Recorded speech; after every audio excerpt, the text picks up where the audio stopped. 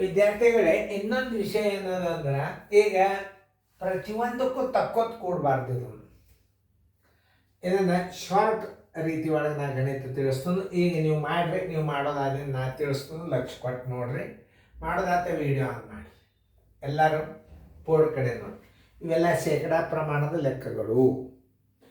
ಈಗ ನೀವು ಒಬ್ಬ ಮನುಷ್ಯನು ತನ್ನ ಮಾಸಿಕ ಆದಾಯದ ಶೇಕಡಾ 10 ಮನೆ ಬಾಡಿಗೆಗಾಗಿ, ಶೇಕಡಾ 30 ಆಹಾರಕ್ಕಾಗಿ ಖರ್ಚು ಮಾಡುತ್ತಾನೆ. ಅವನ ಮಾಸಿಕ ಆದಾಯ 10,000 ರೂಪಾಯಿ ಇದ್ದರೆ ಇತರ ವೆಚ್ಚಕ್ಕಾಗಿ ಅವನಲ್ಲಿ ಉಳಿಯುವ ಹಣ, ಇನ್ನಿತರ ಖರ್ಚಕ್ಕೆ ಎಷ್ಟು ಉಳಿತಾವನಲ್ಲಿ ಅಂತಂದ್ರೆ, ನೀವು 10,000ಕ್ಕೆ ಶೇಕಡಾ 10 ಮಾಡಿ ಅದನ್ನು ಮನೆ ಬಾಡಿಗೆ ಅಂತ ತೆಗೆದು, ಆಮೇಲೆ 10,000 ಗುಂಡ್ಲೆ 30 ಶೇಕಡಾ 100 ಬರೋಬ್ಬರಿ ಏನು ಆಹಾರಕ್ಕಾಗಿ ಅಂತ ತೆಗೆದು ಮಾಡಬಾರ್ದು.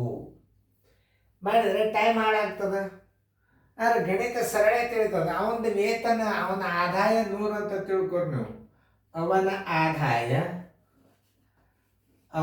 ಆದಾಯ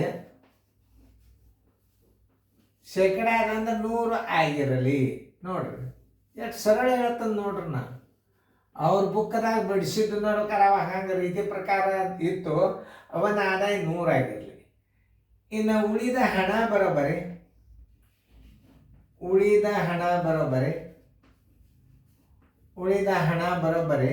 ಒಂದು 100 ಒಳಗೆ ನೀವು ಎದರ ಖರ್ಚು ತೆಗಿಬೇಕು.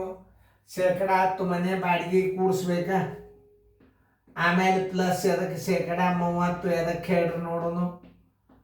ಶೇಕಡಾ 30 ಆಹಾರಕ್ಕಾಗಿ ಎಷ್ಟು ಉಳಿತು ನೋಡ್ರಿ. 100 ಮೈನಸ್ 40 ಶೇಕಡಾ ಬರೋಬ್ಬರಿ 60 ಶೇಕಡಾ ಇತರ ಖರ್ಚಿಗಾಗಿ ಉಳಿತು. ಶೇಕಡಾ ಇತರ ಖರ್ಚಿಗಾಗಿ ಉಳಿತಷ್ಟು 60. ಎಷ್ಟು? 100 ಆದಾಯ ಇದ್ದಾಗ 60 ಇತರ ವೆಚ್ಚಕ್ಕಾಗಿ ಹಣ ಉಳಿತು.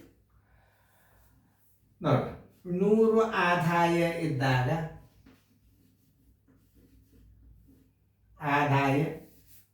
ನೂರು ಆದಾಯಕ್ಕೆ 60 ಇತರೆ ಖರ್ಚು.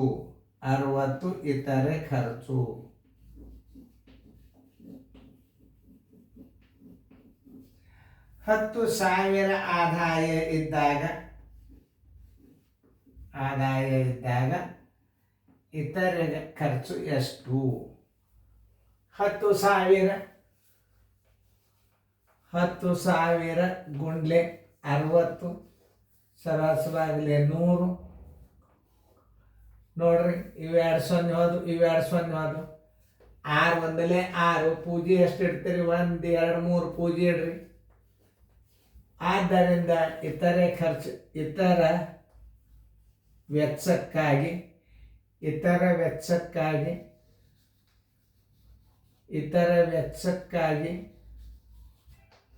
ಉಳಿಸಿದ ಹಣ ಬರೋಬ್ಬರಿ